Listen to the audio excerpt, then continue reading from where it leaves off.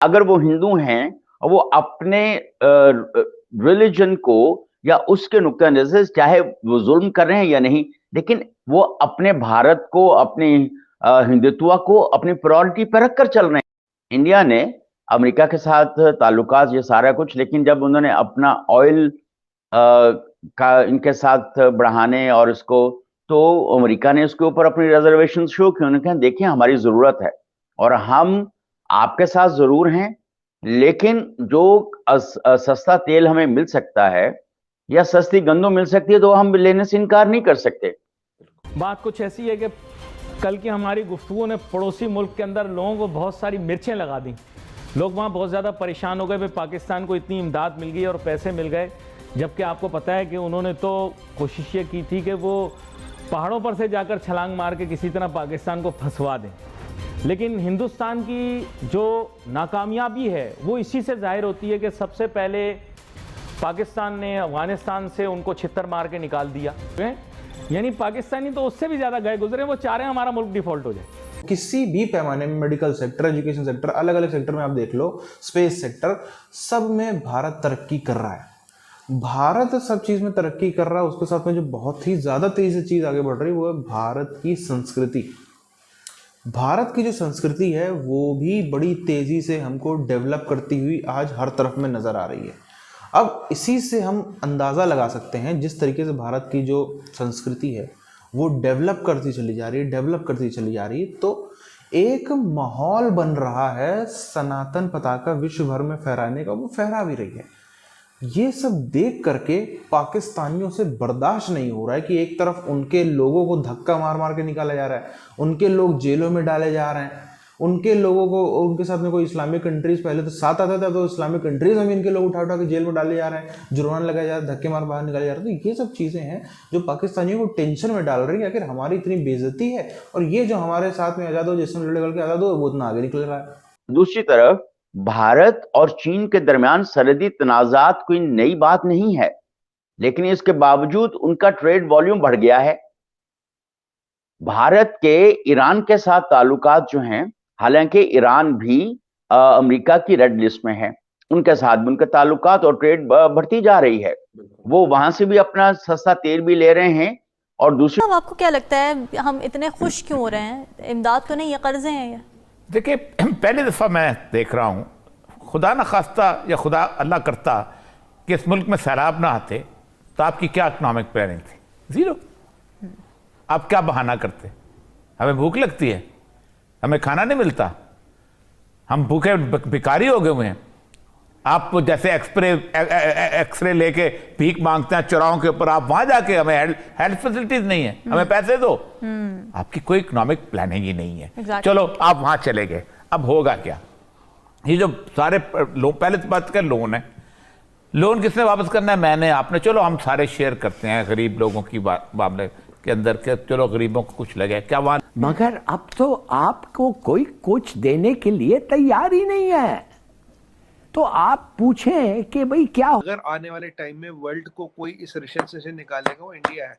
India is the bright spot in the world economy. पहले भी recession आया था, इंडिया में नहीं आया था, अब भी इंडिया में नहीं आएगा। इंडिया का सबसे बड़ा बचाव है हमारे खर्चे कम है, हमारी सेविंग्स ज्यादा, और we are internal consuming economy. Recession नाम का शब्द हमारी शब्दावली में नहीं है, रिसेशन नाम के शब्द की एंट्री इंडिया में नहीं है। गए वो दिन लद गए हैं।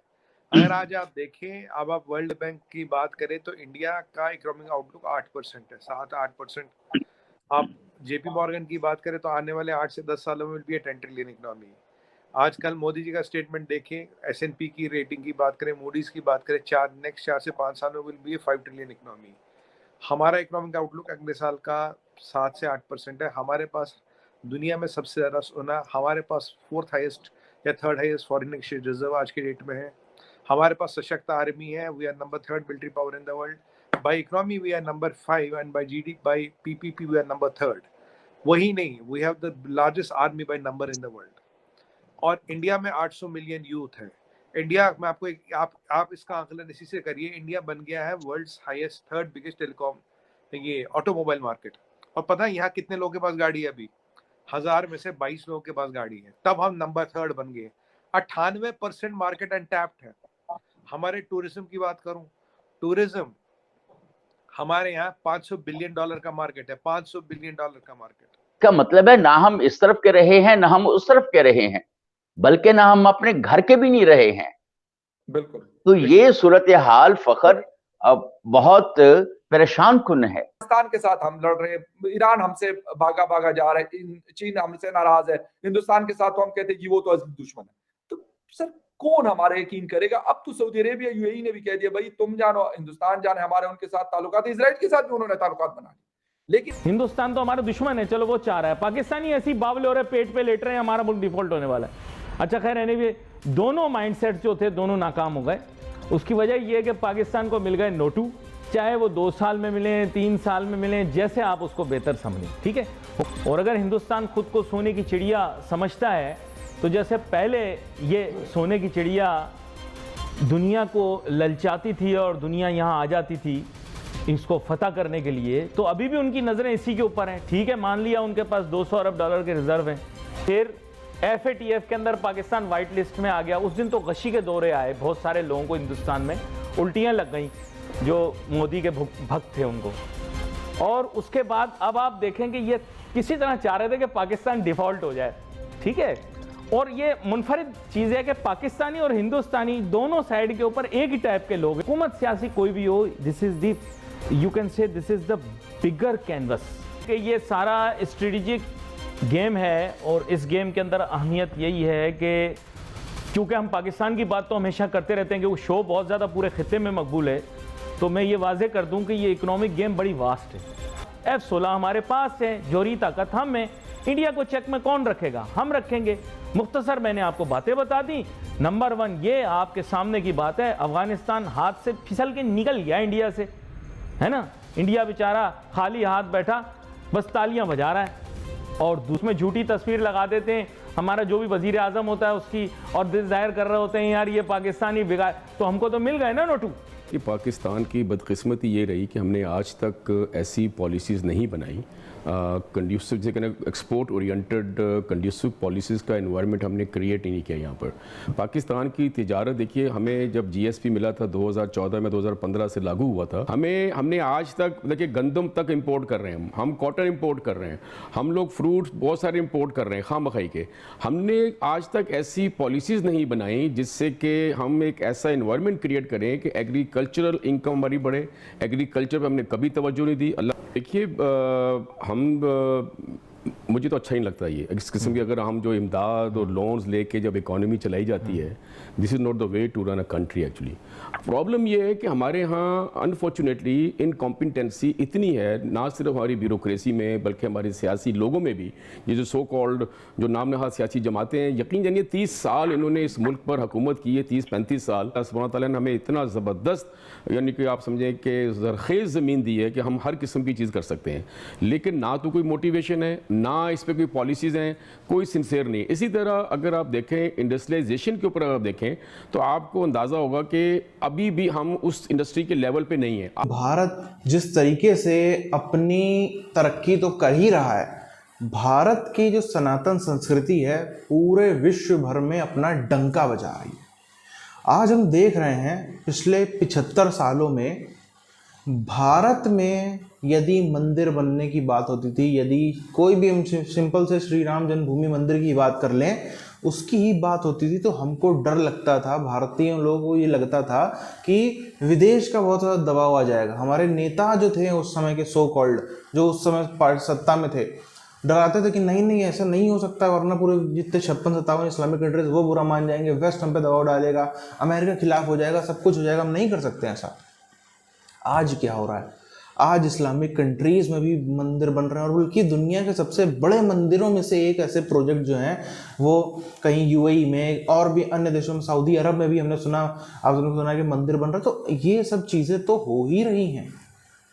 इन्हीं सबके साथ साथ में आप देखो वेस्ट में अन्य जगहों पे इस्कॉन के माध्यम से या अलग अलग संस्थानों के माध्यम से कितनी तेज़ी से सनातन धर्म की जो पताका है वो लहराती हुई हमको नज़र आ रही है, साफ तौर पर नज़र आ रही है। अब ये सब चीज़ें देखकर समझ में नहीं आता पाकिस्तानियों को कि अब हम जो है वो कहाँ का रास्ता अपनाएं। अपने में पाकिस्तान में ये कितना भी कुछ भी कह लें, जो मर्जी चीख लें चिल्ला लें, पर इनको भी पता है जब इनके लोग सऊदी अरब जाते हैं या फिर सिंपल, अब तो पहले तो सऊदी अरब जाते थे या अलग अरब कंट्रीज में जाते थे, तो इनको इस नज़रों से देखा जाता था कि ये तो जो है कन्वर्टेड तबका है, ना ये पूरी तरीके से इनको मुसलमान ही माना जाता था, ना इनको पूरी तरीके से हिंदू ही माना जाता था। इनको ये कहीं कहते थे जो कन्वर्टेड लोग हैं, सही लोग नहीं। ऐसा जो है अरब कंट्रीज में इनकी इमेज बनी थी ही। वेस्टर्न कंट्रीज में बाकी जगहों पे पाकिस्तान के लोग जाते हैं तो किस तरीके से एयरपोर्ट पे उनकी बाकायदा बेइज्जत करके चेकिंग करी जाती है, सबको याद है।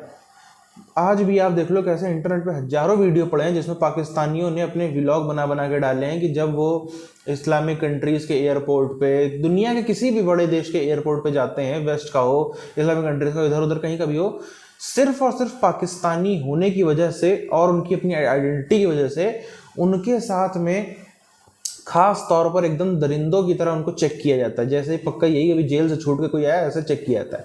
क्यों होता है? क्योंकि उनकी इमेज ऐसी है, उनके लोगों ने कांड ऐसे किए हुए हैं।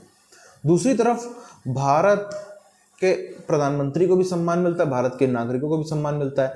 इनके मंत्रियों के कपड़े उतरवा लिए जाते हैं। अमेरिका में इनके मंत्री थे वो शहरियार अफरीदी इमरान खान की सरकार में मंत्री था, उनके कपड़े उतरवा लिए गए।